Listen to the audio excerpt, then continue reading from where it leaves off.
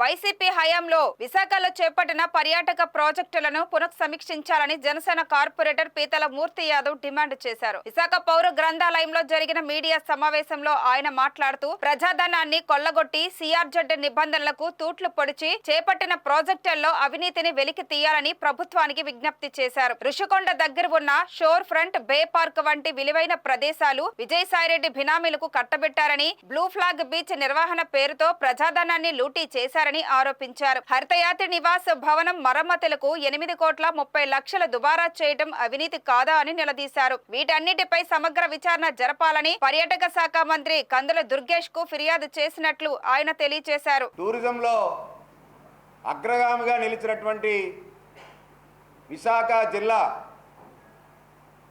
ఈ విశాఖ జిల్లాలో గడిచిన 5 ఏళ్లుగా ఏదైతే వైసీపీ ప్రభుత్వం జగన్మోహన్ రెడ్డి ముఖ్యమంత్రిగా 5 ఏళ్ళు పదవీ కాలం చేపట్టినటువంటి నాటి నుంచి సాక్షాత్తు భీమిలి మాజీ శాసనసభ్యులు అవంతి శ్రీనివాసరావు గారే టూరిజం మినిస్టర్గా వ్యవహరించినటువంటి వ్యక్తి. అలాగే మాజీ మంత్రి రోజా గారు టూరిజం శాఖ మంత్రిగా వ్యవహరించినటువంటి వ్యక్తి. అలాంటి ఏపీ టూరిజం యొక్క ప్రాజెక్టులు ఏవైతే భవన నిర్మాణ పనులు కాంట్రాక్టులు ఏవైతే ఉన్నాయో అవన్నీ కూడా వైసీపీ నేతల కబందాస్తాల్లోని, వైసీపీ నేతల కబ్జాల్లోని వందల వేల కోట్ల రూపాయలు విలువ చేసేటువంటి ఏపీ టూరిజం సంస్థ సంపద అంతా కూడా దోచుకున్నారు. వాటి విషయమై పూర్తి స్థాయిలో ఆధారాలతో కొన్ని అంశాలు కూటమి ప్రభుత్వం దృష్టిలో ఇప్పటికే రాష్ట్ర మంత్రివర్గ పెద్దలు, పర్యాటక శాఖ మంత్రులు కందుల దుర్గేష్ గారికి కూడా 10 రోజుల క్రితం నేను స్వయంగా వెళ్ళి ఫిర్యాదు చేయడం జరిగింది.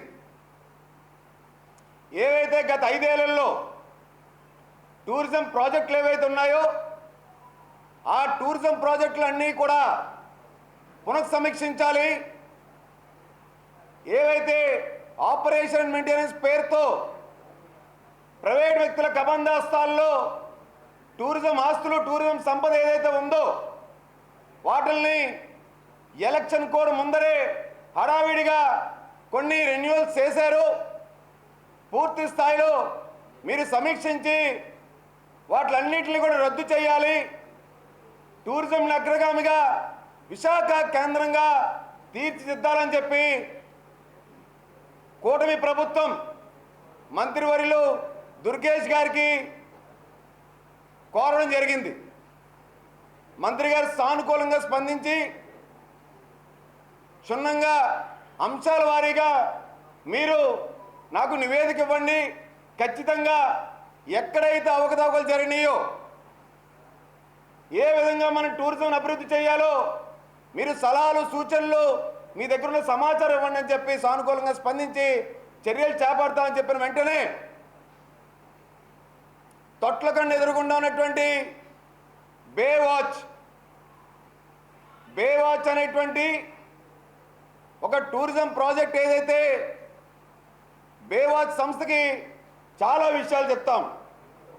ఏదైతే అప్పు గారు ఎదురుగుండున్నటువంటి యాత్రి నివాస్, హరిత యాత్రి నివాస్ ఏదైతే ఉందో, హరిత యాత్రి నివాసు పునర్నిర్మాణం కోసం, మరామతుల పనుల కోసం వైసీపీ ప్రభుత్వం 8,30,00,000 రూపాయలు టెండర్లు కాల్ఫర్ చేసింది.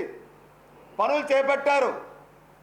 మరామతుల పనులకి 1,113 గజాలలో బిల్డింగ్ ఉన్నదానికి మరామతుల పనికి 8,30,00,000 రూపాయలు అవసరమా? ఆ 8 కోట్లతో నూతన బిల్డింగ్ని, కొత్త భవనాన్ని ఇవాళ నిర్మించుకోలేమా? పోనీ 8,30,000 రూపాయలతో 8,30,00,000తో ఆ నిర్మాణ పనులు పూర్తయినాయి అంటే కాదు.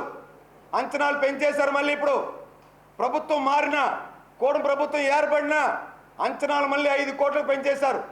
13.5 కోట్ల రూపాయలతో ఇవాళ ఏపీ టూరిజం హరిత ఏదైతే ఉందో ఆ యాత్రి నివాస్ నిర్మాణం చేస్తూ ఉన్నారు. అదే కాంట్రాక్టర్ అనంతగిరిలో నిర్మాణ పనులు మరమ్మతుల కోసం 10 కోట్ల రూపాయల పనులు చేపట్టారు.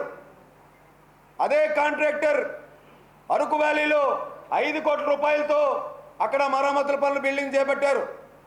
అదే నిర్మాణ కాంట్రాక్టర్ అరకు హిల్ రిసార్ట్ మయూరిలో 8 కోట్ల రూపాయలతో మరమ్మతుల పనులు చేపట్టారు.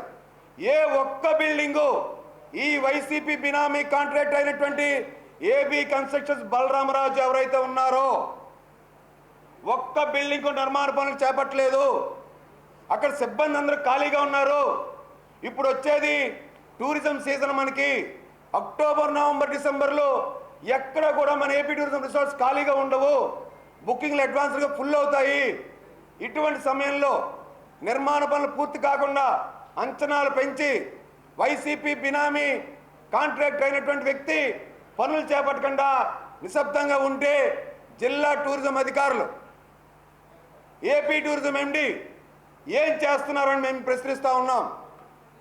ఇవన్నీ ఒక ఎత్తు అయితే మెర్లిన్ కే, ఎర్రమట్టి దెబ్బలు ఎదుర్కొన్నటువంటి మార్లిన్ కే అనేటువంటిది ఒక కంటైనర్ రెస్టారెంట్ కోసం ఇచ్చినటువంటి ఆ టూరిజం వాళ్ళు ఇచ్చినటువంటి మెయింటెనెన్స్ కోసం ఇచ్చినటువంటి ప్రాజెక్ట్ అది. అక్కడ పెద్ద ఎత్తున సిఆర్జెడ్ నిబంధనల విరుద్ధంగా వేరే యొక్క వ్యాపార కేంద్రం కూడా పెట్టి సబ్లీజ్కి అద్దెకి ఇచ్చారు. మెర్లిన్ కే యొక్క నిర్మాణం కూడా సిఆర్జెడ్ ఉల్లంఘనలే. ఆ మెర్లిన్ కే ఎవరిది? టూరిజం మాజీ మినిస్టర్ వాళ్ళ తమ్ముడిది కాదా అని చెప్పి అడుగుతా ఉన్నాం మేము. ఇంతేకాదు ఋషికొండ దగ్గర షోర్ ఫ్రంట్ అనేటువంటి రెస్టారెంట్ ఉంది, టూరిజం ప్రాజెక్ట్ ఉంది. షోర్ ఫ్రంట్ ఎవరిది? విజయసాయి రెడ్డికి బినామీగా వ్యవహరించినటువంటి ఏదైతే బహుళ అంతస్తుల నిర్మాణాలు చేపడుతున్నటువంటి ఉమేష్ సంస్థకు చెందినటువంటిది కాదా అని చెప్పి మేము అడుగుతా ఉన్నాం. మీ అందరికీ తెలుసు బే పార్క్ సంస్థ జగన్మోహన్ రెడ్డి వారు బినామీ లాగేసుకున్నారని కూడా తెలుసు. ఇవన్నీ కూడా 100 కోట్ల రూపాయలు చేసేటువంటి టూరిజం ఆస్తులు. మరొక విషయం, బ్లూ ఫ్లాగ్ బీచ్ అనేటువంటిది భారతదేశంలోనే పేరు ప్రఖ్యాతులు గాంచినటువంటి బ్లూ ఫ్లాగ్ బీచ్ మంది. ఋషికొండ బ్లూ ఫ్లాగ్ బీచ్ అంటే ప్రత్యేకమైన నిధులు బ్లూ ఫ్లాగ్ సర్టిఫికేషన్కి వస్తాయి. అటువంటి బ్లూ ఫ్లాగ్ సర్టిఫికేషన్ బీచ్ని మెయింటైన్ చేయడానికి ఆంధ్రాకి చెందినటువంటి కాంట్రాక్టరు 5,75,000 రూపాయలతో మెయింటైన్ చేస్తూ ఉంటే వైసీపీ ప్రభుత్వంలో ఏదైతే విశాఖ జిల్లా అధికారిగా ఉన్నటువంటి ఒక RD regional director Panigrahi Srinivas వాళ్ళ బినామీ అయినటువంటి ఒరిస్సాకు చెందినటువంటి వ్యక్తిని తీసుకొచ్చి ఇది అగ్రిమెంట్, ఇది అంటే ఇంకా వైసీపీ నేతలు ముసుగులోనిచ్చి ఏపీ టూరిజం అధికారులు బయటికి రాలేదా అని చెప్పి మేము అడుగుతా ఉన్నాం. అదే తొట్లకొండ ఉన్న దగ్గర ఉన్నటువంటి టూరిజము 9,71,000 బకాయి ఉంది.